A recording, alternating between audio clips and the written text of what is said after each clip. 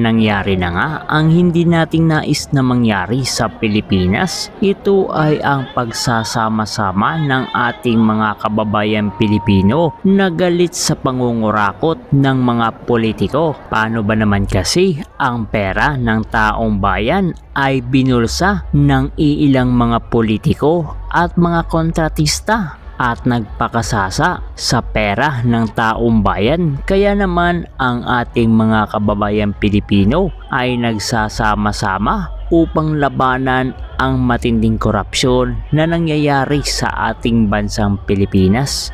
Nung una kasi na nagkaroon ng matinding rally dito na inorganisa ng INC na national rally ay hindi pinakinggan ng ating gobyerno. Kaya naman nagkaroon ng ikalawang rally na kung saan ay hindi natin inaasahan na magiging matindi pa pala ito sa kasaysayan, dahil nga ang mga kabataan na sumama sa rally na ito ay hindi pala rally ang kanilang pinunta, kundi isang riot. Hindi naman lahat ng mga kabataan na nandito ay sumama, dahil ang iba dito ay nagtungo sa bahagi ng EDSA. Subalit marami pa rin dito mga kabataan ang kaisa at kasama sa nagsagawa ng matinding kaguluhan sa lungsod ng Maynila na pinagsisira ang ilang mga kagamitan ng City Government of Manila.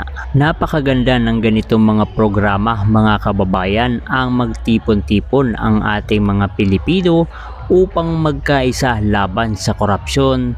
Basta huwag lang talagang haluan ng ilang mga politiko, dahil sa bahaging ito ng Luneta Park ay nagkaroon ng mga pagtitipon ang ilang bahagi ng mga party list, katulad na lamang ng Akbayan, ng Gabriela at ng iba pang mga progresibong party list na alam naman ho natin nakabilang sila sa National Democratic Front, o ito yung mga organisasyon na patuloy na nagre-recruit sa ilang mga kabataan upang lumaban sa gobyerno, upang himukin ang mga kabataan na pumunta sa bundok at maghimagsik laban sa ating gobyerno na matatawag nating mga kababayan na mga salot sa lipunan. Sa isinagawang rally ng ating mga kababayan Pilipino ay naramdaman ng ating gobyerno na talagang galit na ang ating mga kababayan Pilipino, maliban lamang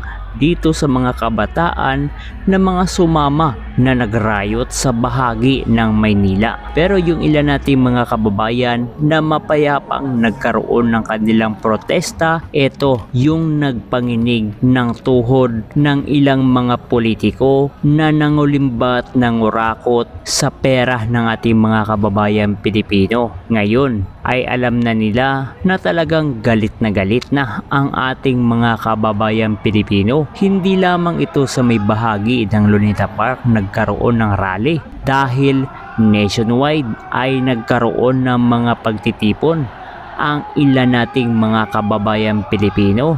Ganoon din ang ating mga kababayang OFW sa iba't ibang sulok ng ating daigdig upang ibigay ang kanilang mga protesta, ang kanilang mga hinaing, upang maramdaman ng ating gobyerno na hindi na tayo natutuwa sa mga nangyayari na mga pangungurakot dito sa ating bansang Pilipinas. Hindi naman sana magkakaroon ng ganitong mga pagtitipon, napakalaking mga pagtitipon, Luzon, Visayas at Mindanao worldwide, kung hindi patuloy na tila kinukonsenti ni Bongbong Marcos ang kanyang mga kaalyado na mangurakot sa kaban ng bayan, katulad na lamang itong kanyang kaalyado na si Saldico, itong kanyang pinsan na si Martin Romualdez at ang ilang pang mga kongresista na tila hinahayaan lamang ni Marcos Jr. na mangulimbat, mangurakot sa pera ng taong bayan. Kaya naman galit na ang ating mga kababayang Pilipino. At sa nangyari nga dito sa may bahagi ng Luneta ay alam ho natin na magkakaroon pa ng mas malawak na mga kilos protesta. Pero ang mga protesta katulad na lamang dito sa Luneta ay ang kanilang panawagan ay hindi upang bumaba si Bongbong Marcos, kundi papanagutin lamang ito, at ang kanilang panawagan din ay panagutin ni Bongbong Marcos ang mga sangkot sa katiwalian sa ating government. So bakit nga ba ayaw ng ilang mga makakaliwang grupo, lalong-lalo na itong mga sumama dito sa bahagi ng Luneta?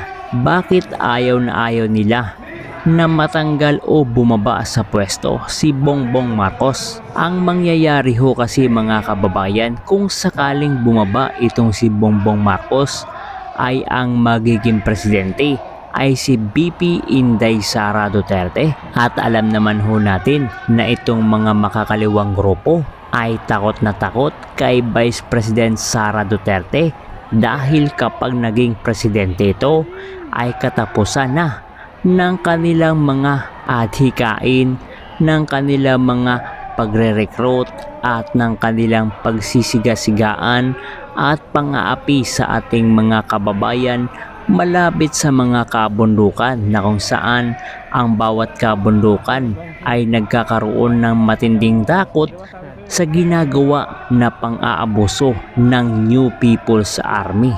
Ito yung mga army ng mga rebelde at tinuturing na local terrorist ng bansang Pilipinas. Kaya naman ayaw na ayaw nila na maging presidente si BP Inday Sara Duterte, dahil matindi ang kanilang pagtatago kung sakaling mangyari ka ito. Kaya naman ang kanilang panawagan ay tulungan ni Bongbong Marcos ang taong bayan na masugpo ang korupsyon na nangyari sa ating bansang Pilipinas. Pero ang hindi nila alam na numero 1 si Bongbong Marcos ang utak ng lahat ng mga pangyayari at kaganapan sa ating bansang Pilipinas. So ang mga nakikita ho natin ngayon dito ay halos karamihan ay mga makakaliwang grupo na humalo doon sa talagang mga kababayan ho natin na ang layunin ay labanan ang korupsyon. Ang ilan ho kasi dito ay nagkaroon ng mga masasabi ho natin humalong kulay na ang kanilang panawagan ay pabagsakin talaga, pahinain talaga ang ating gobyerno. Dahil kapag humina na ang gobyerno ay posibleng i-take over nila ito.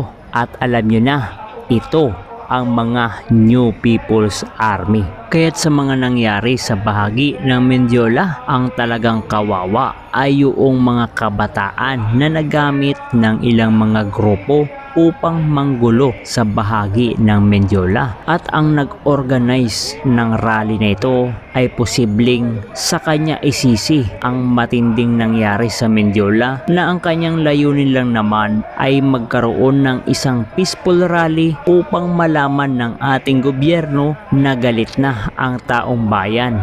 Ikaw kabayan, ano ang komento mo sa mga nangyari sa bahagi ng Mendiola at ang nangyari sa bahaging ito ng Luneta?